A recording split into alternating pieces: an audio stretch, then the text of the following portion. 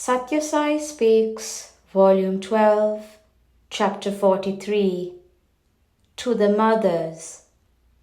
Many of you sit in dhyana, meditation, and after some time start complaining, "Oh, why is it I am not able to concentrate?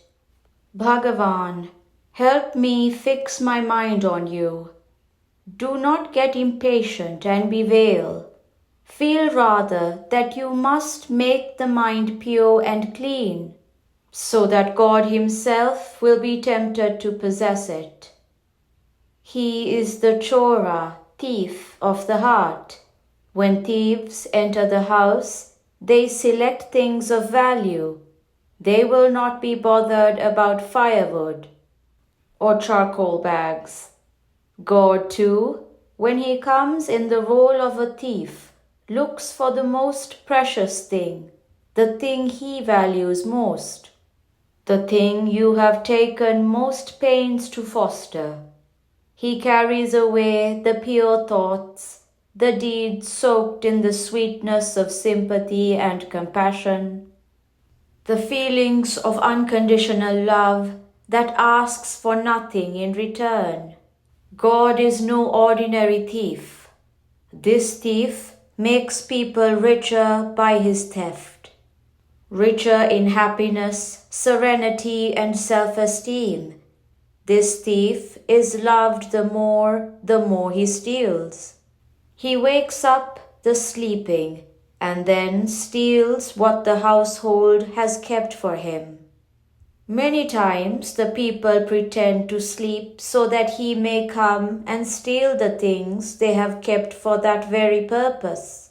He calls out, "Tasmat Jagrata, Jagrata." Therefore, wake up, wake up. And then he carries away the treasure he seeks and finds. What is taught must be imprinted on the heart.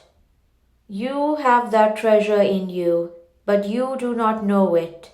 Hence, you do not keep it ready for Him. You feel you have nothing to give Him, and that you are poor and downtrodden. Once you offer your heart to God, there is no more wail or want. Those of you who are not affluent have to borrow some vessels from some rich neighbor or acquaintance for cooking the marriage feast. Or you may hire them from some institution which keeps such big vessels for helping others. The code of conduct, whether you borrow or hire, is to clean the vessels before returning them. They have to be given back just as they were brought from the owner. Cook in them, then cleanse them before you restore them intact to the person who lent them.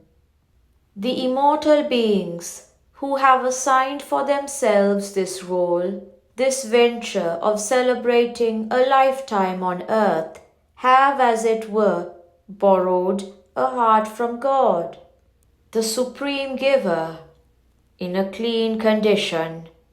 When finally you give it back, see that they are as clean and as pure as when He gave them.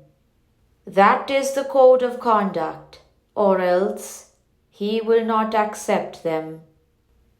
Even experienced teachers nowadays take pleasure in simply filling the minds of children with the contents of textbooks, for they endeavor only to push them through the examinations, so it is just a question of guessing correctly the questions that might appear in the paper and mugging up the answers for just those.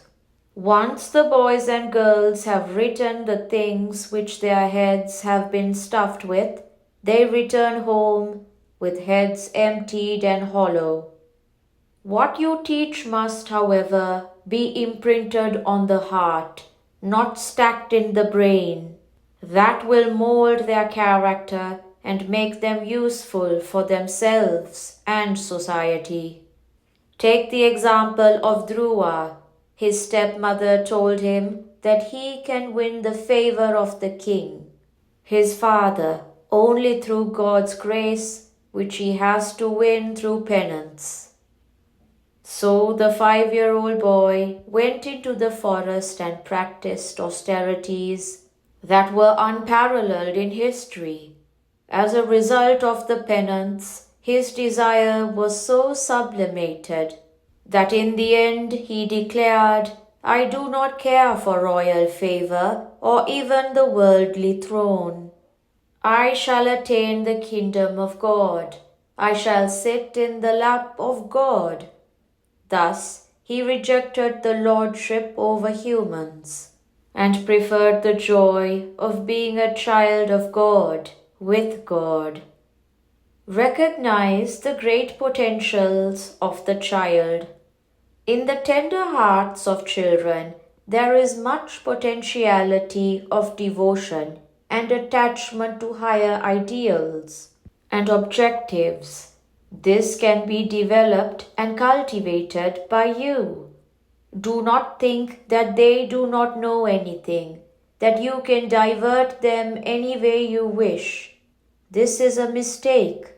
Recognize the great potentials of the child.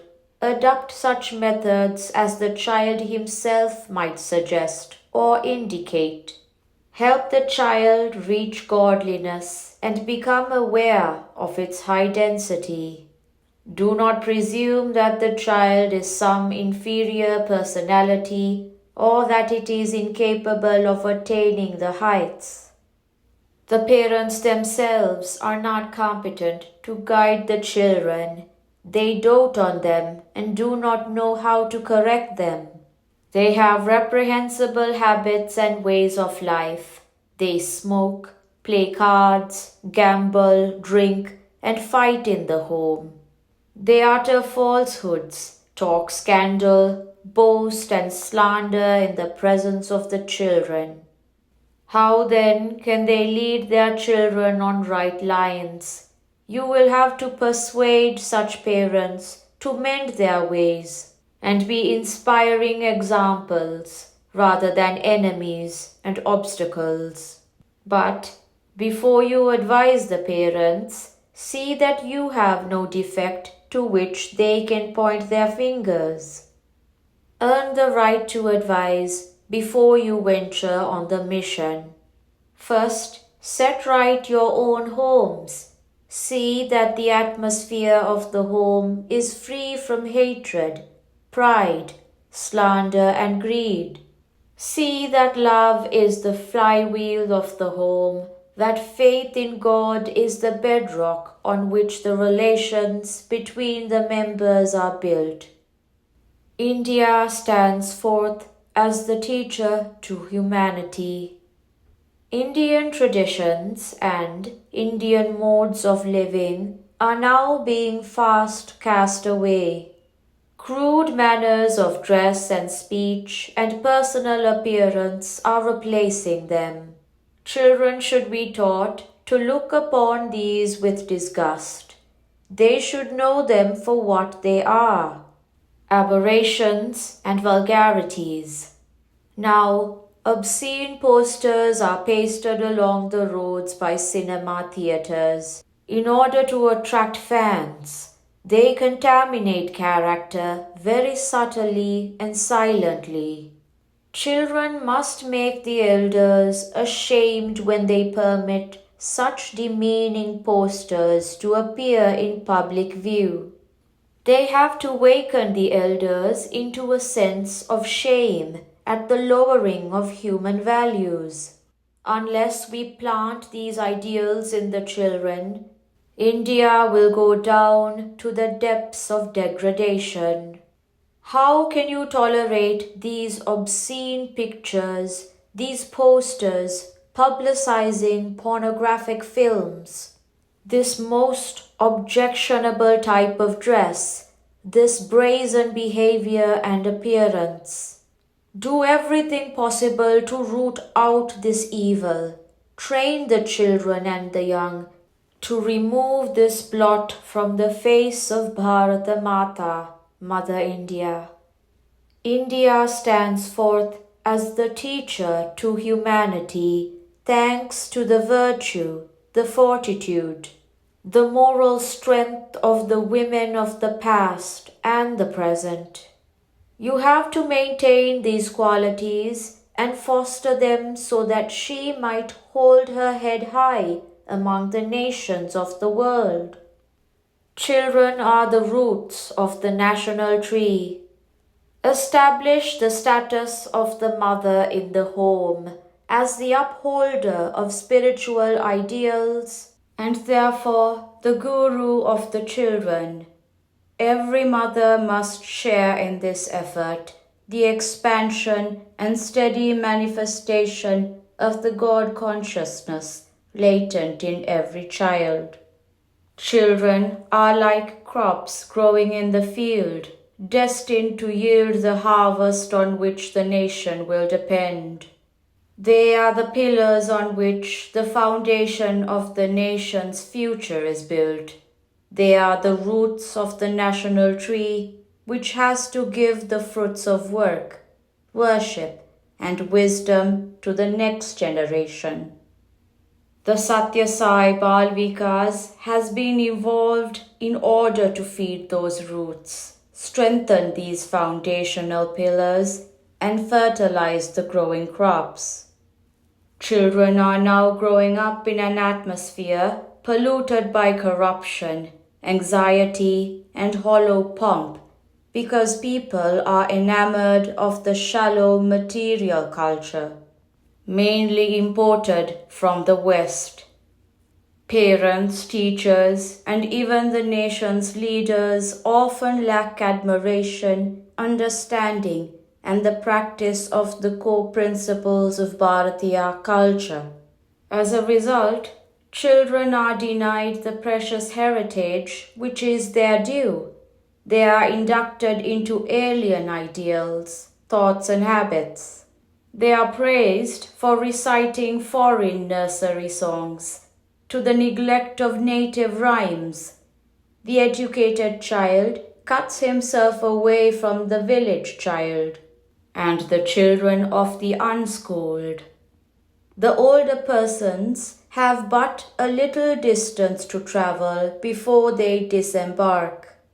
But the children, remember, have many miles to go, and they have the nation to take along with them towards either perdition or progress. The rishis, sages of old, knew the value of our culture and the deep peace and security that the heritage of that culture can give in times of turmoil and strife. They prescribed 3 disciplines for everyone, young or old. They declared, Matru Devo Bhava, Pitru Devo Bhava, Acharya Devo Bhava. So long as the nation grows up with these 3 noble ideals, it can never be pulled up by its roots and get dried up. For adoration of the mother as divine, of the father as God, and of the preceptor as God, will make the growing generation cherish the heritage, which is handed down by them and through them. The generation gap will not be an unbridgeable chasm. Bangalore, July 10th, 1974. One of you may be working in an office, another in a shop, a third in the press, but everyone must engage in sadhana with devotion, with discipline, and with a sense of duty. Do not feel that your role is low and that the other person's role is high. Do not be depressed when you find your role is minor. Do not be proud when you discover that your role is a major one. Give your best to whatever role is allotted to you. That is the way to earn grace. Sri Sathya Sai Baba.